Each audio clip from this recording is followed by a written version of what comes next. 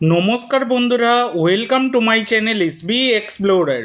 তো বন্ধুরা, ইতিমধ্যে দাঁড়িয়ে তোমাদেরকে দুখানা গুরুত্বপূর্ণ আপডেট শেয়ার করতে চলেছি, যার মধ্যে হয়তো তোমরা অনেকেই জেনে গেছো, যারা জানো না তাদের উদ্দেশ্যেই তোমাদেরকে বলে দিই।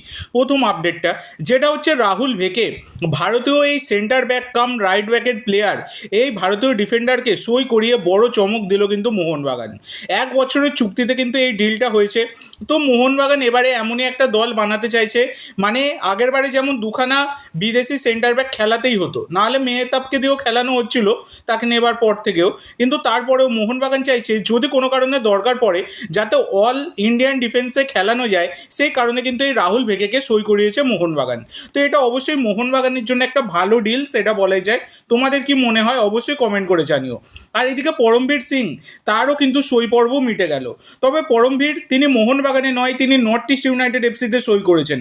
এটা কিন্তু একটা বড় ডিল। তো দেখো, মোহনবাগানে পরমবীর যদি আসতো খুবই ভালো হতো, কিন্তু পরমবীর এলে তার একটা গেম টাইম নিয়ে একটা সমস্যা কিন্তু দেখাই যেত, কখন পাবেন কখন পাবেন না।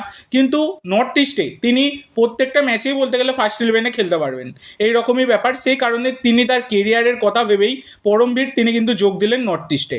তো এটা অবশ্যই কিন্তু একটা ভালো ডিসিশন তার জন্য, সেটা বলা যায়। তো তোমাদের মতে এই দুখানা সাইনিংয়ের বিষয়টা তোমাদের কেমন লাগলো অবশ্যই কমেন্ট করে জানিও, এবং এই রকমের ভালো গুরুত্বপূর্ণ আপডেটের জন্য একটা করে সাবস্ক্রাইব অবশ্যই করে দিও।